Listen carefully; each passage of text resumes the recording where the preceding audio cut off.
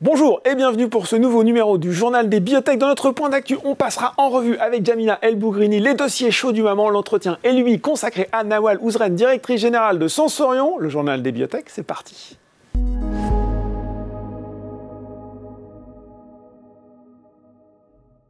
Et je reçois pour notre point d'actualité, vous la connaissez bien, Jamila El Bougrini, analyste biotech chez Invest Securities. Bonjour Jamila. Bonjour Laurent. Bon, il y a encore plein de choses à dire cette semaine, trop. Alors on est obligé de faire une petite sélection parce que sinon je pense qu'on était parti pour une demi-heure.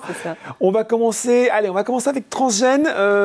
Transgène dont le cours a bien réagi, c'était il n'y a pas longtemps grâce à des données positives sur le vaccin thérapeutique TG4001. Absolument. Effectivement, on a eu une première moitié du mois de juin qui était riche en événements dans le domaine de la santé. Donc effectivement, du 2 au 6 juin se tenait le fameux rendez-vous de l'ASCO, donc rendez-vous mondial des acteurs en oncologie. Et Transgène était présente et effectivement, elle a présenté 2 posters sur 2 de ses actifs. Donc le premier, avec des résultats qui sont à ce stade relativement connus, mais en termes de mise à jour, on a quand même de nouvelles données. Oui, c'est pas vraiment du neuf, mais un petit peu quand même, on va dire. Effectivement, ce sont des mises à jour qui ne révolutionnent rien par rapport à ce qu'on connaissait, mais ça reste toujours des bons signaux en termes d'orientation. Donc sur leur technologie, donc 4001, qui est dans les cancers anogénitaux HPV positifs, donc là, ils ont montré qu'effectivement, leur traitement permettait d'obtenir des réponses immunitaires qui étaient corrélées à des réponses cliniques, puisqu'ils ont montré que chez les patients qui étaient traités avec leur traitement, 58% des patients avaient une réponse immunitaire, comparé à 9% dans la cohorte qui n'est traitée qu'avec l'avelumab seul. Donc ça montre qu'effectivement, le traitement semble, en tout cas, éduquer et activer le système immunitaire, ce qui est son objectif premier.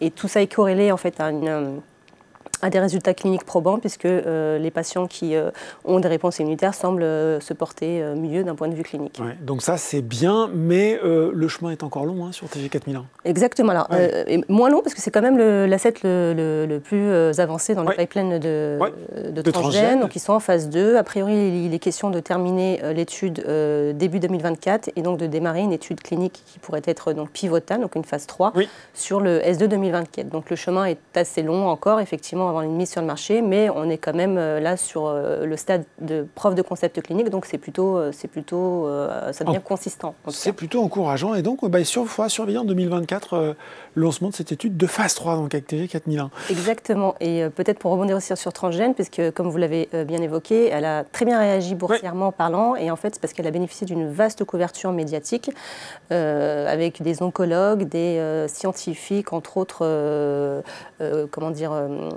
personnalités du monde scientifique et médical. Les KOL, comme on dit dans le jargon, les Key Opinion Leaders. Exactement, qui ont beaucoup discuté et débattu du produit, donc le TG4050, qui est le vaccin personnalisé.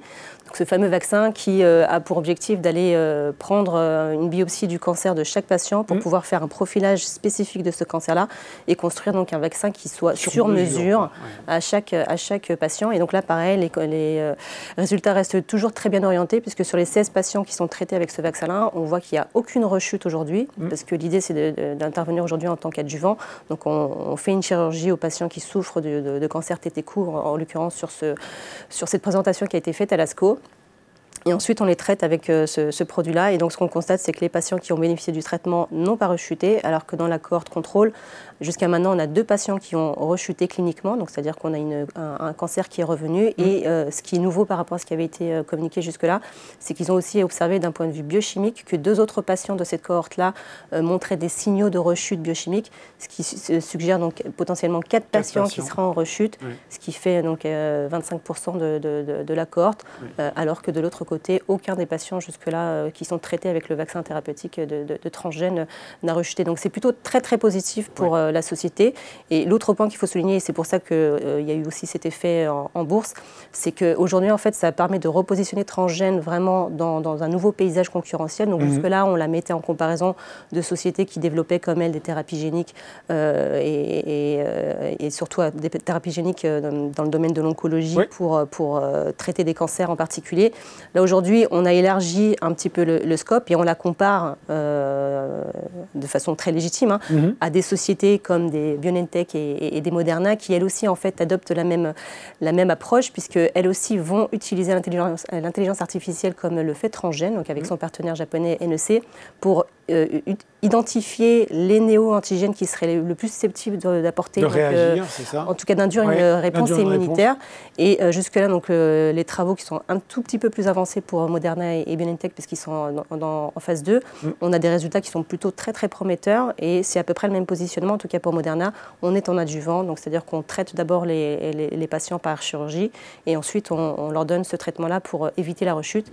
Et voilà, là ça les réinscrit quand même dans un autre paysage concurrentiel, et surtout ça les inscrit dans leur époque, c'est-à-dire l'époque de l'intelligence artificielle.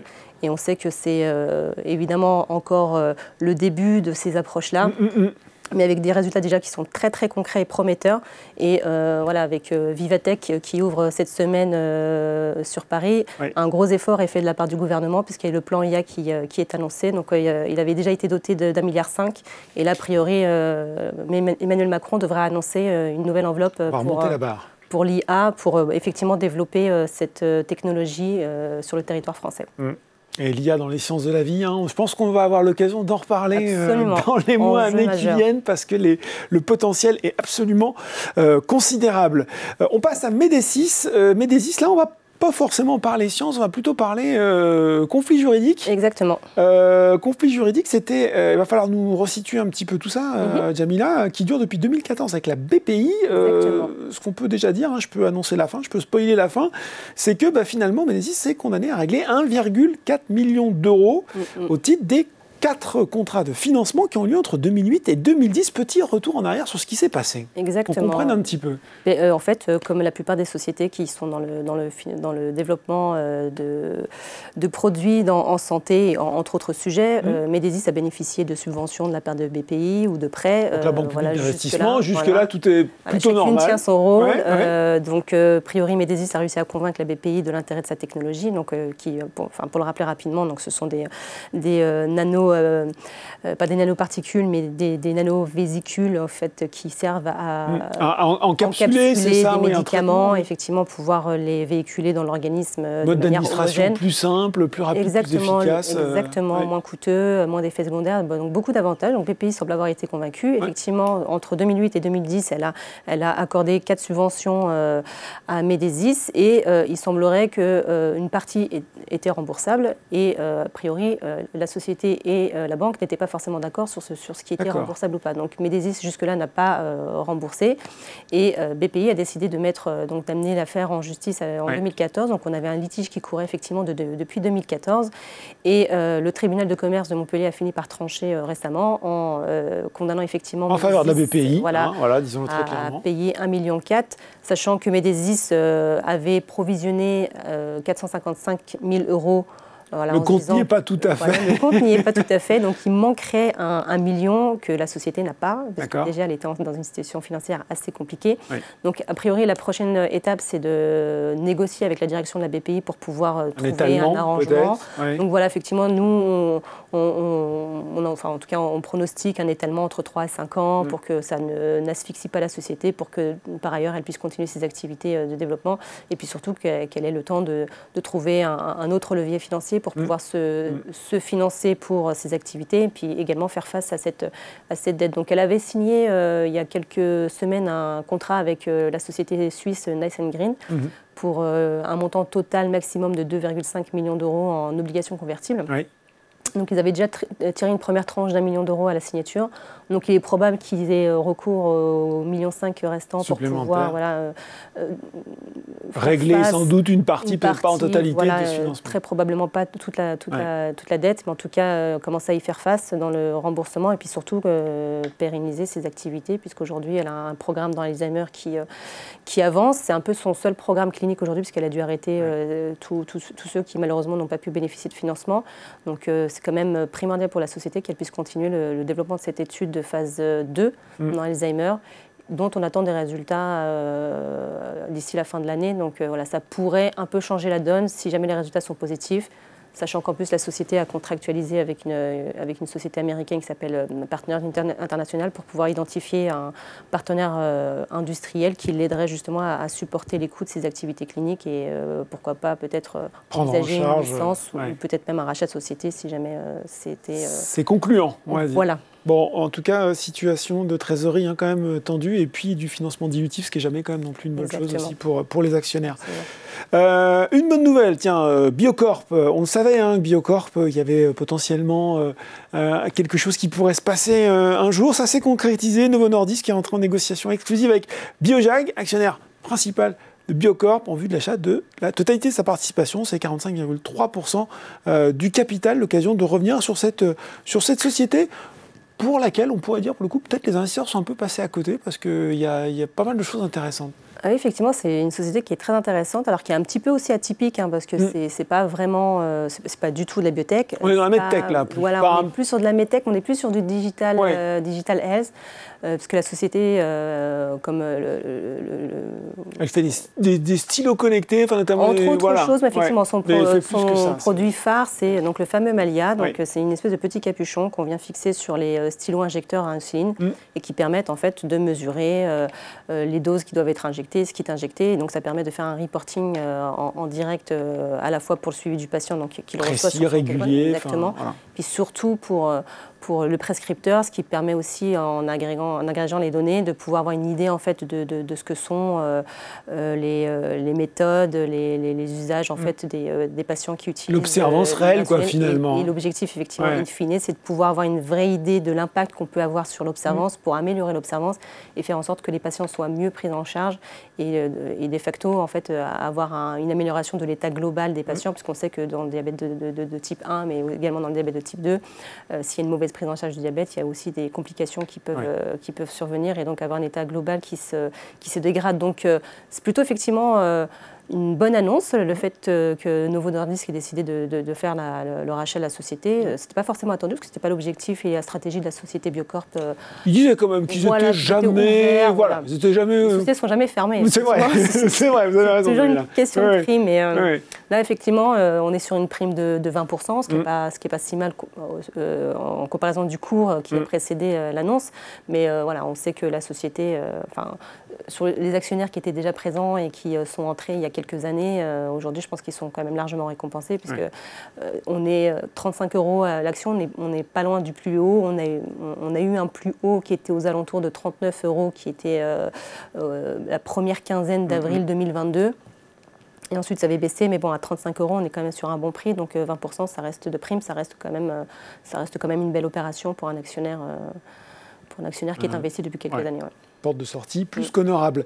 On termine, on l'avait déjà évoqué il y a 2 semaines, il y a effectivement les résultats de Genfit qu'on attend dans la PBC. Et puis il y a une autre annonce qu'on attend, Nanobiotics, 31 juillet, avec un partenariat qui doit venir, qui se fait attendre. Voilà, suspense, j'ai envie de dire. Exactement, un gros suspense et surtout une grosse attente, parce qu'on sait qu'effectivement ce deal est primordial pour la société, effectivement. Donc on a cette date un peu butoir, ou en tout cas déterminante, qui est le 31 juillet 2023. Alors pourquoi en fait, il y a des covenants qui courent avec la BU, parce qu'effectivement la BU a prêté une 30aine de millions d'euros à Nanobiotics, ce qui est très bien jusque-là, mais finalement quand on regarde un petit peu dans les termes financiers, il y a beaucoup de choses contraignantes. Voilà. Il faut regarder les petites lignes. Il faut regarder les petites lignes qui peuvent s'avérer être assez importantes dans la perception. Dans le détail et dans le déroulé de l'opération. Exactement. Et il s'avère que l'une des obligations donc, à laquelle est tenue Nanobiotics vis-à-vis de la BEI, c'est de toujours avoir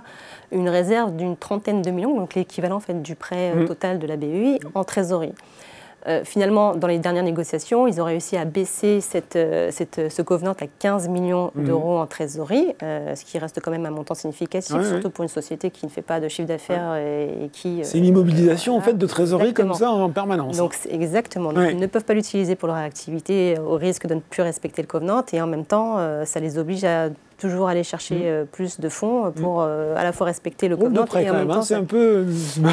Voilà, donc c'est pas évident à gérer. Donc aujourd'hui, ils sont à 15 millions. Cette dérogation, donc, qui reste quand même exceptionnelle et surtout provisoire, court jusqu'au 31 juillet. Et elle pourrait être prolongée jusqu'au 31 janvier 2024 à la condition sine qua non que Nanobiotix signe un deal avec un industriel avant la date du 31 juillet. Ouf. Donc c'est la raison pour laquelle effectivement Nanobiotix a annoncé qu'il y avait des négociations qui étaient en tout cas bien avancées en termes de discussion avec un acteur particulier. On ne sait pas qui, on ne sait pas à quel horizon. Donc effectivement, le cours avait très bien réagi puisque le cours a triplé, plus que triplé. Oui, il y a eu vraiment une envolée boursière. Une envolée boursière. Donc à aujourd'hui, la visibilité financière de la société courait jusqu'au T3 2023. Donc de toute manière, il y avait l'urgence de se refinancer pour pouvoir aller au-delà. Mais aujourd'hui, il y a une deuxième pression qui est celle de la BEI qui exige que ce deal soit absolument signé avant le 31 juillet, sans quoi Nanobiotix ne respecte plus les covenants et elle pourrait être obligée à procéder au remboursement anticipé en fait, du prêt de la BEI avec intérêt. Donc, avec intérêt, ce qui n'est pas le scénario effectivement rêvé. Ce qui n'est pas du tout le scénario rêvé, donc effectivement un peu de pression, ce qui fait que forcément il y a d'autant plus d'attentes autour de cette date. Donc, si on imagine qu'on allait au-delà de cette date, ce qui n'est pas non plus catastrophique pour Nanobiotix, c'est que si elle arrive à signer un deal au-delà de cette date, bon, ça permet quand même de continuer l'histoire, mais du coup, on n'aurait plus cette exception de... On repasserait à 30, c'est ça? On repasserait à 30, sachant que la société a publié au 31 mars 30 millions d'euros en trésorerie. D'accord. Donc ça veut dire qu'elle serait déjà plus dans le respect de... Il faudrait déjà retrouver 15 millions urgemment. Donc c'est pour ça que ce deal est intéressant, c'est que probablement à la signature, il y aura un upfront, de manière assez classique. Il est très probable qu'aujourd'hui Nanobiotix négocie justement avec ce partenaire-là pour qu'elle puisse recevoir le plus gros upfront possible. Donc c'est un peu l'enjeu. Donc même si on est sur un upfront qui serait généreux dans le cadre de ce type d'opération, admettons entre 30 et 50, ça permettrait effectivement de couvrir les besoins jusqu'à la fin de l'année, mais pas au-delà. Ce qui voudrait dire que de toute manière, il faudra qu'elle procède à un refinancement avant la fin de l'année pour tenir au moins jusqu'au prochain catalyseur qui est au S2 2024 avec les résultats intermédiaires de la phase 3. Qui, si le ressort positif, pourrait être l'occasion d'une augmentation de capital ou d'une autre opération, peut-être une levée d'options de licence par le partenaire éventuellement. En tout cas, entre aujourd'hui et l'atteinte de ce catalyseur, dans nos estimations, on est sur une centaine de millions d'euros que Nanobiotix doit aller chercher. Quand même, centaines de millions d'euros.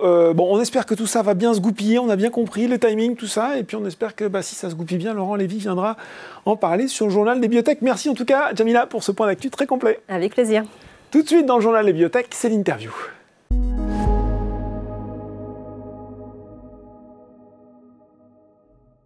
Et je reçois pour l'entretien Nawal Ouzren, directrice générale de Sensorion. Bonjour Nawal. Bonjour Laurent, merci de me recevoir.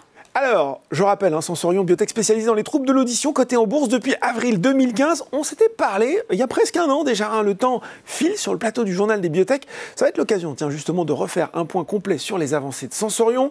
On va commencer assez naturellement avec Sens 401, phase 2 dans 2 indications, je le rappelle, l'autotoxicité induite par le cisplatine et la préservation de l'audition après l'implantation cochléaire. En octobre dernier, vous aviez amendé l'essai dans la première indication. On a eu l'annonce du premier patient recruté. Où en est-on de ces 2 essais aujourd'hui, Nawal? Oui. Alors, comme je l'avais indiqué la dernière fois qu'on s'était vu, on avait amendé le protocole sur la base des enseignements qu'on avait eus sur la première étude, pour laquelle on avait eu les résultats il y a presque 18 mois maintenant. Et aujourd'hui, on recrute. Donc, on ouvre les sites un peu partout en France et en Israël, et puis on recrute et on va communiquer des premiers résultats préliminaires deuxième partie de cette année. Donc ça, c'est pour la prévention de l'autotoxicité chez les patients qui sont traités avec de la cisplatine pendant la chimio. Et la deuxième indication, qui est plus avancée, c'est donc pour la préservation de l'audition résiduelle chez les patients adultes qui peuvent bénéficier d'un implant cochléaire. Et donc là, on a communiqué la semaine dernière qu'il va y avoir un webinar avec un leader d'opinion qui s'appelle professeur Yann Nguyen et l'équipe de Sensorion qui va communiquer les premiers résultats de cette étude clinique. Bon, je crois que ce webinaire, il est le 5 juillet, c'est ça? C'est là qu'on va avoir les premiers résultats. Absolument. Bon, est-ce que les gens qui nous regardent, tout le monde peut se connecter? C'est réservé à des professionnels? Non, tout le monde peut se connecter librement. Et puis, il y aura aussi la rediffusion qui sera disponible sur le site web pour les gens qui n'auront manqué. Bon, bah alors allons-y, donnons l'information pratique jusqu'au bout. Ce sera sur le site web de Sensorion. Exactement, vous pouvez vous enregistrer sur le site web de Sensorion. Et puis, si vous voulez revoir aussi la rediffusion, ça sera sur le site web de Sensorion. Et c'est à quelle heure, puisqu'on en est, allons-y, on sait déjà? C'est le 5 juillet à 17h. 5 juillet à 17h, voilà, toute l'information pratique et donnée. Donc ça, on l'a dit, c'était pour l'indication sur l'implantation cochléaire. Et vous le disiez, pour la première, ce sera seconde partie de l'année, ce sera 2023 aussi. Oui. Oui, bon. Sensorion, bon, on l'a dit, Sens 401, mais ce sont aussi les programmes en thérapie génique et notamment Autof GT, pardon, ouais, c'est pas facile à dire, dans la déficience en otoferline. Là aussi, il y a eu du nouveau puisque l'actif a reçu la désignation de médicament orphelin, c'était par la FDA en novembre dernier. Sensorion, à l'époque, se disait en bonne voie pour déposer une demande d'autorisation d'essai clinique au cours de la première moitié de 2023. On arrive bientôt à la fin de cette première moitié de 2023. Où est-ce qu'on en est? Eh bien, c'est la dernière ligne droite pour déposer la demande d'autorisation en Europe d'abord. Donc, on est en ligne pour pouvoir soumettre d'ici la fin du mois de juin la première demande d'autorisation. Et après, il y aura une succession d'autres pays parce qu'on va déposer au niveau mondial. Comme c'est une maladie rare, il faut ouvrir beaucoup de centres. Donc là, l'équipe, elle est vraiment mobilisée. On est sur les dernières pages d'écriture, exactement, préparatifs avec les centres cliniques. Heureusement qu'on a fait notre étude d'histoire naturelle parce que ça facilite les échanges. Et on est toujours en ligne. Donc c'est l'aboutissement de toute cette histoire qu'on a commencée en 2019 avec l'Institut Pasteur et de transformer toutes ces données animales en, je l'espère, une réalité clinique dans plusieurs mois. Alors, on rappelle peut-être justement ce que c'est que cette indication pour les gens parce que c'est pas simple. Donc, il y a des bébés qui naissent sourds à la naissance et quand vous les génotypez, vous voyez qu'ils ont une déficience sur un certain gène qui les empêche en fait d'exprimer une protéine qui s'appelle otoferline. Et cette protéine, elle est extrêmement importante. Quand vous ne l'exprimez pas, c'est comme si vous aviez un système auditif qui était gelé. D'accord. Donc, ce qu'on fait, nous, c'est en fait avec la thérapie génique, on restaure le bon gène et on réexprime l'otoferline. Donc, c'est comme si on remettait en route en fait le système auditif pour restaurer une audition normale. Bon. Donc ça, c'est tout l'enjeu et toute l'ambition de Sensorion avec nos partenaires, l'Institut Pasteur, tous les hôpitaux qui sont mobilisés pour pouvoir, je l'espère, pouvoir rendre l'audition normale à ces bébés aujourd'hui qui naissent sourds. Ouais, ce serait un beau projet. Si on se projette un petit peu dans l'avenir, quelles seraient les prochaines phases de développement idéales? Imaginons que tout se passe bien pour cet actif. Alors si tout se passe bien, on a l'autorisation. On recrute les premiers patients. Ça sera un programme mondial. Donc, comme je le disais, c'est à peu près 20 000 patients qui souffrent de cette déficience en otoferline. 20 000 patients, oui, d'accord. Ah oui, au total, oui. Au total, il y a 1100 naissances chaque année. Donc, on est vraiment dans le rare. Et c'est important de pouvoir donner accès à cette innovation partout dans le monde. Et donc, on va prioriser l'Europe dans un premier temps parce que l'Europe, elle a été beaucoup plus progressive dans la façon de voir en fait la thérapie génique par rapport à la FDA. Et après, on soumettra en fait le dossier à la FDA avec probablement les premiers patients européens. D'accord. C'est une étude qui comporterait combien de patients? On est sur des petites Alors, une fois études qu'on aura la demande d'autorisation, on va informer le marché sur le nombre de patients, mais c'est petit, très petit. Oui, c'est dans le cas de maladie orpheline. Donc voilà pour cet actif. On l'a vu, il y a eu quand même, il faut en parler, pas mal d'échecs récemment, d'autres biotech, dans d'autres indications sur les thérapies géniques. On voit que ça reste des programmes complexes, très complexes, y compris dans le manufacturing. C'est un sujet qu'on évoque peu, mais qui est bien présent, coûteux à développer. Quel regard vous portez aujourd'hui sur cette stratégie thérapeutique ? Alors moi, je reste convaincue que la thérapie génique, c'est une forme très élégante, thérapeutique pour l'oreille interne. La raison pour laquelle je dis ça, c'est que les défis que les autres biotech ont dû surmonter, on va dire, affronter, ils sont multiples.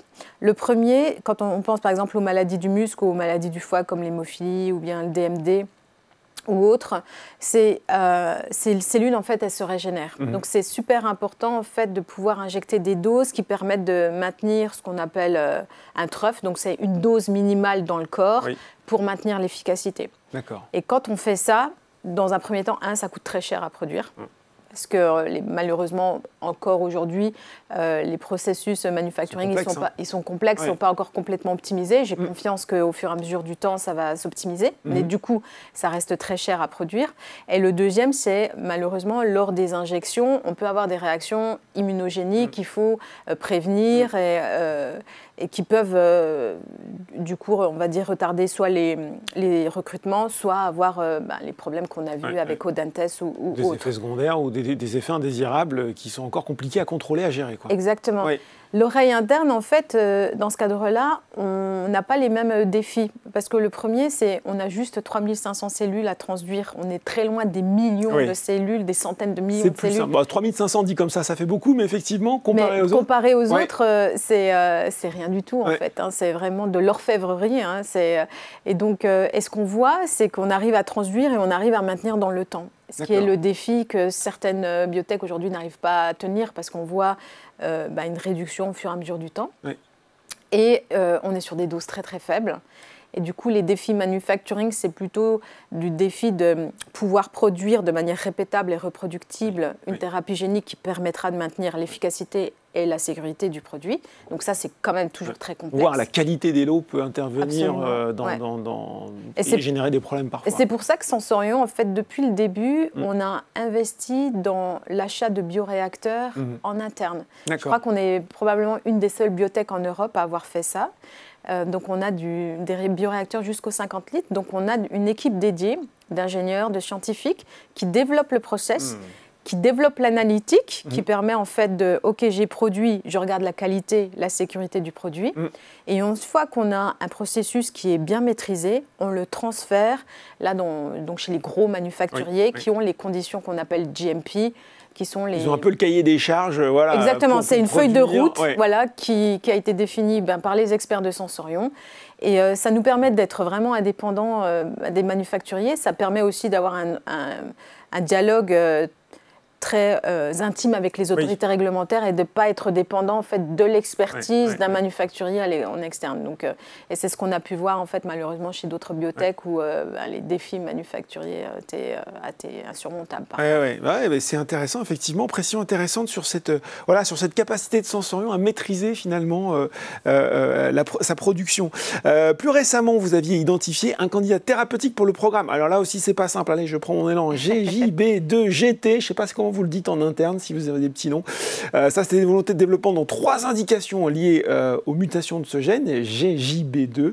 Alors, on a des formes précoces de presbyacousie sévère chez les adultes, perte d'audition pendant l'enfance, perte d'audition pédiatrique congénitale. On voit là aussi, il y a une belle cohérence, en tout cas, sur les indications. Est-ce qu'on peut aussi en savoir un petit peu plus sur ce programme ? Oui. Alors, quand on a commencé, en fait... le développement de thérapie génique, c'était très important pour nous de nous allier avec les meilleurs dans le monde. Et l'Institut Pasteur, j'en ai parlé plusieurs fois, c'est vraiment une des institutions académiques qui a le plus fait avancer la science de l'audition au niveau mondial. Donc vraiment les experts. Aujourd'hui, il y a un institut de l'audition parisien qui est en fait une référence à l'échelle mondiale, qui a été... ouvert par le professeur Christine Petit et qui aujourd'hui conduit en fait une équipe. Il y a une centaine de scientifiques de partout en fait dans le monde concentrés sur la science de l'audition. Donc nous on travaille avec eux. Et ce qui était super important, c'est qu'ils ont été les premiers à découvrir les gènes qui étaient liés à l'audition, aux pertes de l'audition, mais aussi ils ont identifié en fait ce qu'on appelle une forme monogénique d'un développement précoce de la presbyacousie. Donc en fait, il y a certaines personnes qui, dès l'âge de 30 ans, commencent à perdre leur audition et qui, à 50 ans, sont complètement sourds. Et quand vous les génotypez, en fait, vous voyez une forme d'un gène qui est défectueuse et qui conduit à cette forme de presbyacousie précoce. Donc pour Sensorion, en fait, notre stratégie, c'était de commencer sur des formes rares pédiatriques pour développer une preuve de concept, pour en fait aussi éduquer les autorités réglementaires, parce que l'oreille interne, le développement de médicaments dans l'oreille interne, tout le monde apprend, on va dire, les autorités réglementaires, les boîtes de biotech. Enfin, parce qu'il y a pas de traitement à l'heure actuelle. Il n'y en a pas en fait aujourd'hui. Et donc on s'est dit, on va commencer avec une forme pédiatrique très claire en fait au niveau des symptômes. Donc là, pour l'autophéronine, les bébés ils naissent sourds et puis voilà. Et on s'est dit, on va ouvrir petit à petit sur les formes beaucoup plus gros et un petit peu plus complexe au niveau biologique. D'abord, on a une indication vraiment évidente. Voilà, on sait où le gène est, par exemple... On se teste, comme vous le dites, au niveau des capacités réglementaires, au niveau des capacités de production, et on ouvre sur les indications plus importantes. Très clair. Donc GJB2, c'est la forme la plus importante de surdité à la naissance. Donc s'il y a une bataille à gagner, c'est la bataille de GJB2. Ouais.